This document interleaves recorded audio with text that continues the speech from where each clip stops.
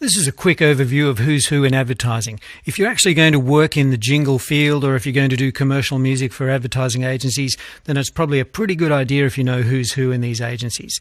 So firstly, the way it works is that the client, somebody like McDonald's or Toyota, their brand manager or marketing manager would brief the agency, usually somebody in the accounts department, like an account director. Those people then, in turn, brief somebody from the creative department. It ends up at the creative team, and these are the people you'll deal with. So in the creative team, and I guess it depends on the size and style of the agency, but in the bigger agencies, multinationals often have global reach, and they have a chief creative officer who's in charge of everything. You'll never see them. Then there's the executive creative director. Underneath them is the creative director, perhaps a creative group head below that, and then there's copywriters and art directors who are usually teamed up, a copywriter, art director, creative team. There are variations on this, like senior creatives, senior copywriter, senior art director, junior copywriter, junior art director, and so on. But these are the basic structures. That's the hierarchy.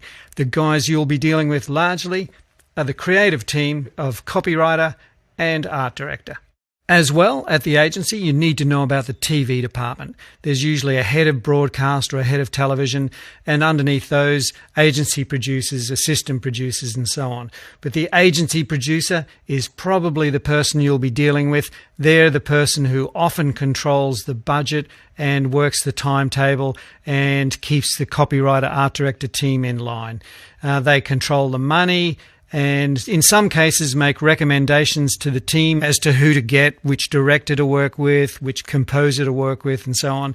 So sometimes they influence the creative team, sometimes not. But a very important person to know about and a very important person to deal with, the agency producer.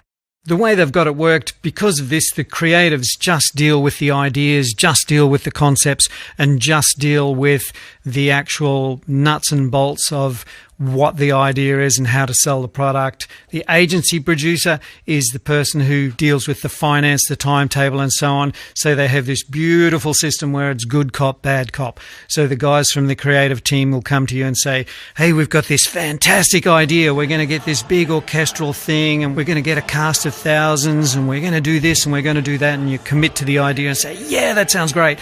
And then the agency producer will come along and go, oh, I'm not sure if the guys told you, but we've only got like $5 for this. Sorry about that. So there's the good cop, bad cop thing. You have to do the best possible job you can for the creatives, but then the producer comes along and delivers sometimes what is the bad news. Sometimes you actually deal directly with the film production company. These are the guys who actually film and cut the ad. They're always overseen by the creatives, but they have a pretty big say in how a TV commercial in particular, or an online commercial, or a video, or a viral, how these things are actually put together. So sometimes it's good to know the film production companies, good to work directly with directors and producers because they often refer composers directly to the agency. So often the agency will choose a director who they want to shoot their spot, and the director will say, hey, I've got a great composer who would be fantastic for this, or a great music company who'd be fantastic for this. So good to know about those guys as well.